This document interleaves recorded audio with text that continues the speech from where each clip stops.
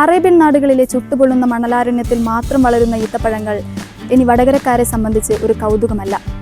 മേപ്പയിലെ ജനതാ റോഡിലെ ഒരു വീട്ടുമുറ്റത്ത് സമൃദ്ധമായി കായ്ച്ചു നിൽക്കുന്ന ഈത്തപ്പഴങ്ങൾ കേരളത്തിലെ കാലാവസ്ഥയിലും നന്നായി വിളയുമെന്ന് തെളിയിച്ചിരിക്കുകയാണ്.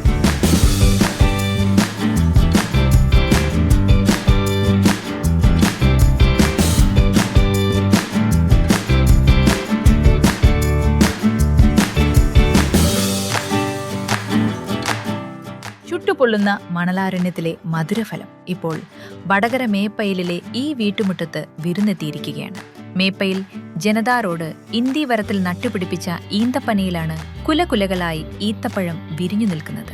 സാധാരണഗതിയിൽ ഗൾഫ് രാജ്യങ്ങളിൽ മാത്രം കണ്ടുവരുന്ന ഈ കാഴ്ച സ്വന്തം വീട്ടിൽ കാണാൻ കഴിഞ്ഞതിന്റെ ആവേശത്തിലാണ് ജയദേവനും റീഷ്മയും. ഞാൻ 10-20 വർഷമായിട്ട് ഗൾഫിലായിരുന്നു. പിന്നെ നാട്ടിൽ വന്നിട്ട് വീടെടുക്കുമ്പോൾ അവിടെയെല്ലാം ഇങ്ങനെ ഈത്തപ്പഴം കഴിച്ച് കാണുമ്പോഴുള്ള സന്തോഷത്തിൽ ഇവിടെ വന്ന് വെച്ചത്. പിന്നെ 6 വർഷമായി വെച്ചിട്ട് ഇപ്പം ആദ്യമായിട്ടുണ്ടായത് കാണുന്നത്. കഴിച്ച് കാണുമ്പോൾ ഭയങ്കര സന്തോഷമായിപ്പോയി.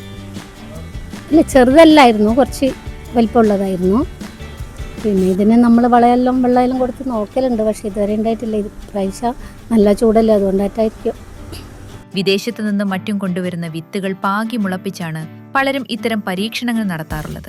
എന്നാൽ പലപ്പോഴും കായ്ക്കാറില്ലാത്ത ഈന്തപ്പനകൾക്കിടയിൽ മേപ്പയിലിലെ ഈ മധുര വിസ്മയം വേറിട്ട് നിൽക്കുന്നു. എൻ്റെ പേര് ദാസ് എന്നാണ്. ഈ കടത്തനാട് ഗാർഡൻസ് ഞാനും എൻ്റെ അളിയനും കൂടിയാണ് ആ നേരത്ത് ഗാർഡനൊക്കെ നടത്തി ചെയ്തുകൊണ്ടിരുന്നത്. അപ്പോൾ തനിച്ചായിട്ടും ചെയ്യുന്നുണ്ട്. ഒരുപാട് സ്ഥലത്ത് ഇതുപോലെ തൈകൾ വെച്ചിട്ടുണ്ട്, ഗാർഡനിങ് ചെയ്യുന്നുണ്ട്. ഇത് ഞങ്ങൾ തൈ നട്ടിട്ട് ഇപ്പോൾ ഏതാണ്ട് ഒരു 6 വർഷമായി. വീട്ടിൽ കൂടുതലിന് മുന്നോടിയായിട്ടാണ് ഗാർഡനും പിന്നെ ഇതും ചെയ്തത്.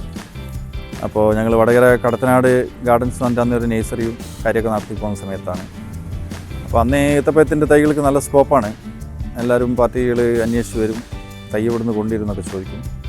ഞങ്ങൾ ഓർഡർ ചെയ്തിട്ട് പുറത്തുനിന്ന് കൊണ്ടുവരിക. രാജസ്ഥാനിലും മറ്റേ ബാംഗ്ലൂരിനെല്ലാം നമുക്ക് വിളിച്ചാൽ സാധനം ഇവിടെ എത്തുന്നുണ്ട്. ഇപ്പോൾ വെച്ചതിൽ ഇതേപോലെ തന്നെ 6 വർഷം മുമ്പേ വെച്ചലൊന്ന് ഇവിടെയും നാദാപുരത്തും കായ്ച്ചിട്ടുണ്ട്. പിന്നെ ഞാൻ തന്നെ മെയിൻ്റെനൻസ് ചെയ്യുന്ന പള്ളിയത്ത് അവിടെയും വളങ്ങൾ ചെയ്യുന്നതാണ് മെയിനായിട്ട്. 6 മാസം കൂടുമ്പോൾ വളങ്ങൾ ചെയ്യുന്നുണ്ട്. പിന്നെ അതിൻ്റെ മേൽഭാഗത്ത് വൃത്തിയാക്കി കൊടുക്കും. പിന്നെ ചില സ്ഥലങ്ങളിൽ പൂമ്പൊടികൾ ആണിൻ തൈകളിൽ നിന്ന് എടുത്തിട്ട് പെൺ തൈയിലേക്ക് പൂമ്പൊടി മുട്ടി കൊടുക്കണം എന്നൊക്കെ പറയും. അതൊക്കെ ചില സ്ഥലത്ത് ചെയ്തിട്ട് അതുകൊണ്ട്, പക്ഷേ ഇവിടെ അങ്ങനെ ഒന്നും ചെയ്തിട്ടില്ല. ഒന്നും ചെയ്യാതെ തന്നെ കായ്ച്ചതാണ്. കാരണം 2 തൈ ഉണ്ട്.